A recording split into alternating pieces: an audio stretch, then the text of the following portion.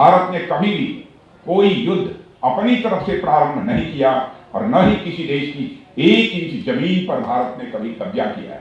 यदि कोई हमारी इस सदाशयता या शांति प्रियता को हमारी कमजोरी समझने लगे तो मैं उसे बताना चाहूंगा कि हम शांति के उपासक तो हैं ही, हम शक्ति के भी उपासक हैं। साथियों, बदलती दुनिया, बदलते समय और राष्ट्रों के बदलते इंटरेस्ट के मद्देनजर किसी भी राष्ट्र को अपने आप को सतर्क रखना एक बहुत बड़ी आवश्यकता है।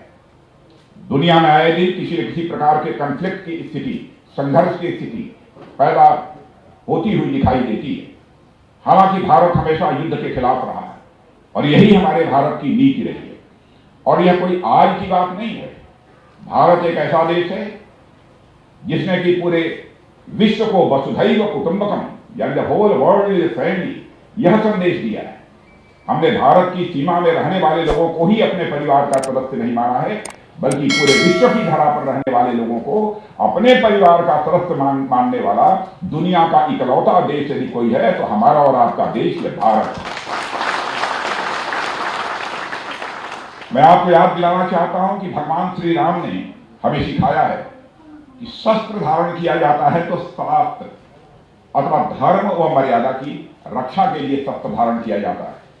श्री राम ने हमें यह भी सिखाया है कि दूसरे देशों और राज्यों पर आधिपत्य के लिए युद्ध नहीं किया जाना चाहिए।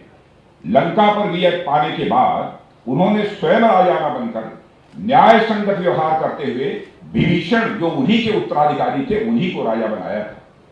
भगवान बुद्ध ने भी हमें अहिंसा का ही पाठ पढ़ाया है।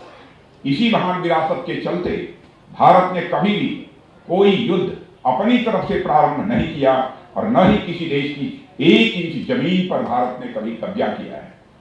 यदि कोई हमारी इस सदाशयता या शांति प्रियता को हमारी कमजोरी समझने लगे तो मैं उसे बताना चाहूंगा कि हम शांति के उपासक तो हैं ही, हम शक्ति के भी उपासक हैं। हमारे प्रधानमंत्री मोदी जी के नेतृत्व में हमारी सरकार काम कर रही है और जो हमारे पर्वतीय इलाके हैं और हमारे नॉर्थ ईस्ट की जो क्षेत्र हैं उसमें बॉर्डर रोड ऑर्गेनाइजेशन एक बहुत ही महत्वपूर्ण भूमिका निभा रहा है और आज लगभग 28 प्रोजेक्ट्स का लोकार्पण मैंने किया है।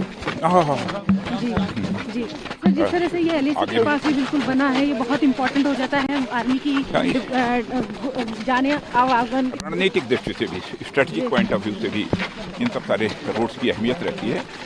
वैसे हम लोगों का लक्ष्य यही रहता है कि हमारे सीमा पर रहने वाले जो हमारे भारतवासी हैं, माताएं बहनें हैं, भाई हैं, उनकी आवागमन की सुख सुविधाएं या बढ़ सकें।